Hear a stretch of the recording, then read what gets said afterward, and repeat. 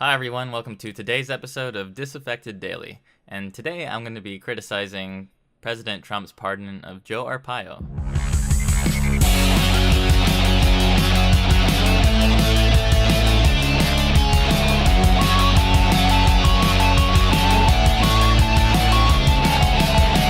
Alright, so we have the meme of the day, which is this peanut butter jelly sandwich, the most proper way to prepare it. Okay, so pictured here are two birds of a feather, people who are known for their abuses of power in their political offices. One is president, and the other was sheriff of Maricopa County in Arizona. And Joe Arpaio, pictured on the right here, has been known for a number of controversies. Just look at that. Just look at the size of that list there. He was pardoned recently by President Trump over the weekend for his charges on contempt of court, and those charges were levied against him because of his refusal to cease racial profiling as part of the policies of the Maricopa County's Sheriff's Department. And the racial profiling fits into a larger program of anti-immigration policies. And Sheriff Joe Arpaio, when he was sheriff, he's no longer sheriff.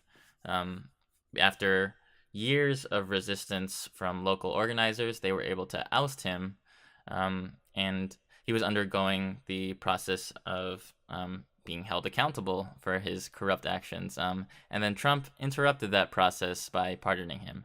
And this, of course, sends a clear message that Trump does not think that Joe Arpaio was in the wrong at all. It's not surprising considering that Trump himself is known to promote a racist anti-immigrant stance.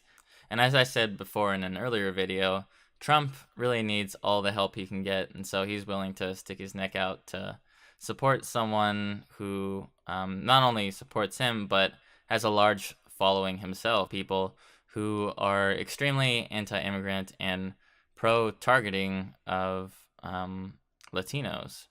And in another video, I might go more into how exactly anti-immigrant stances like the ones that Arpaio and Trump take are racist exactly, because you'll often hear the argument being proposed out there that goes something like, illegal immigration is against the law.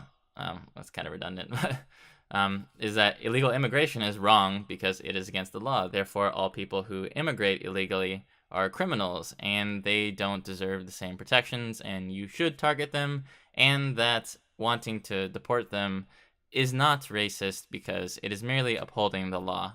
Well, I would say that is a stance that ignores context. In order to unpack how that is racist, I would have to spend a long time going into a video, but I will say for now that targeting and criminalizing them is not the solution, and to support that as the primary solution to solving the problem of illegal immigration is, in fact, a racially discriminatory policy, because there are a lot more policies that would handle the situation in a more rational, compassionate way, rather than one that is based on criminalizing and targeting people unjustly.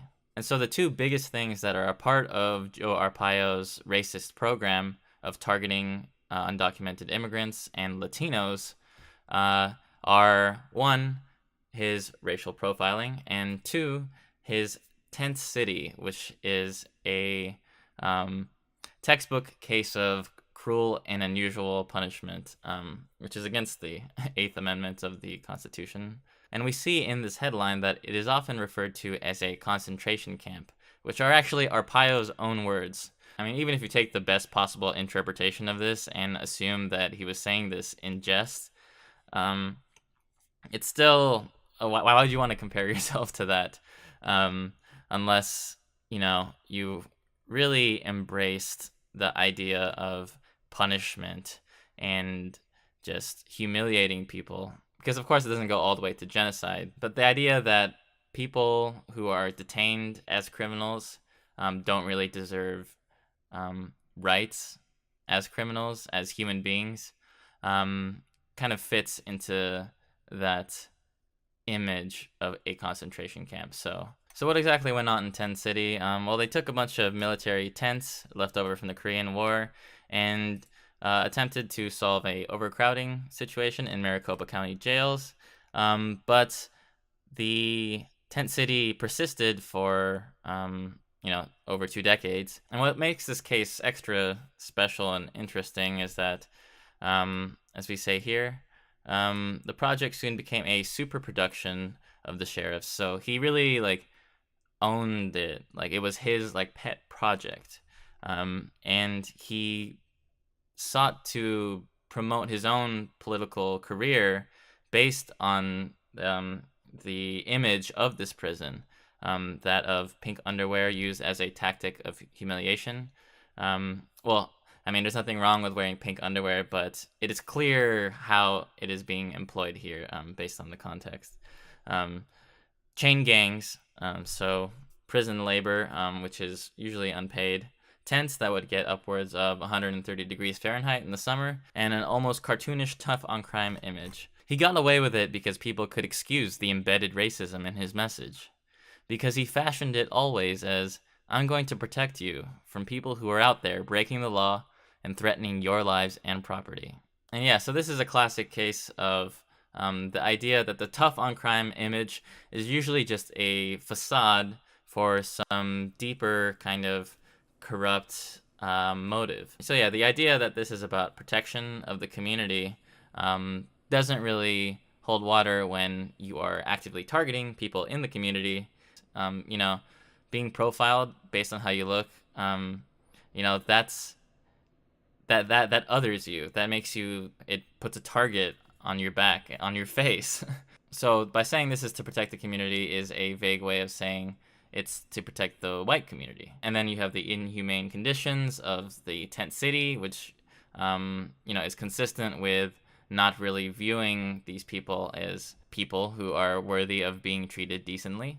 And I think the icing on the cake here is that Arpaio, who is, self-proclaimed tough on crime and for the law, this kind of, classic cowboy image, he claims to be this way, and a court orders him to stop racially profiling people, and he ignores that and does it anyways and is held in contempt of court. So right away that undermines the idea that he cares about the law.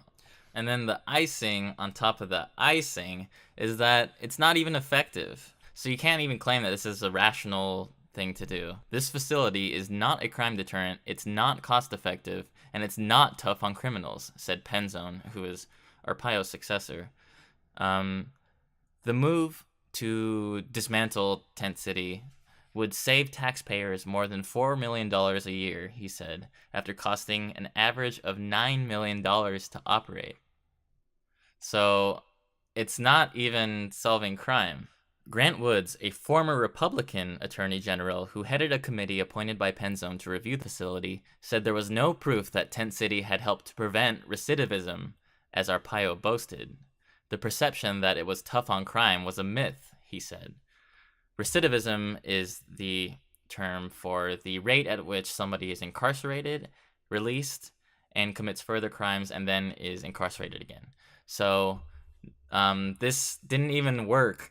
And I don't have the statistics or research on hand, but there has been a lot of work that goes to show that a punishment-oriented program of correction for people who are convicted criminals is not as effective as one that is more based on rehabilitation, which is a more compassionate and even effective approach to incarceration and getting people who are incarcerated back and integrated into society in such a way that they are supported as human beings and in such a way that they build a life for themselves in a way that doesn't commit crime, that doesn't depend on committing crime.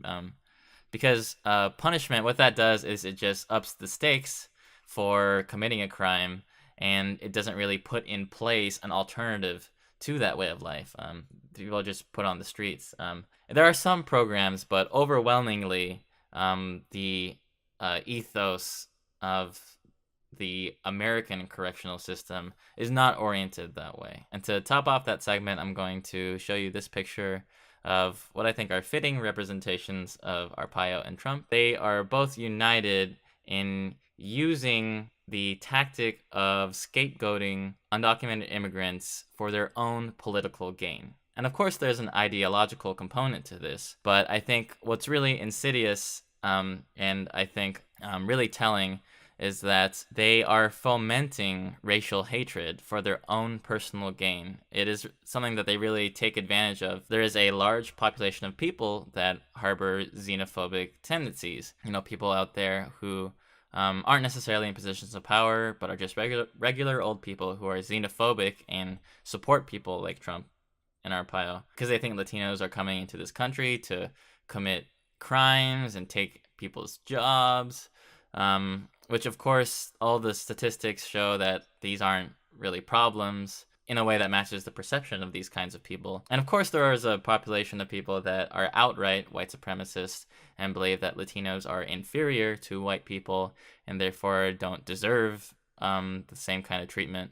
But I think they are outnumbered by the people who are merely blinded by privilege in a sense that they don't see how the criminalization of Latinos is something that is based on race, or at least has race as a huge influencing factor.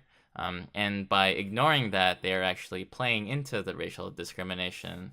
Thanks for joining me on today's episode of Disaffected Daily. Follow me on Twitter, Patreon. I think in a later episode, I'll go more into anti-immigration and why it's racist. I'm against the ideas of borders even existing, so how about that? Thanks again for watching, and have a good day. Bye.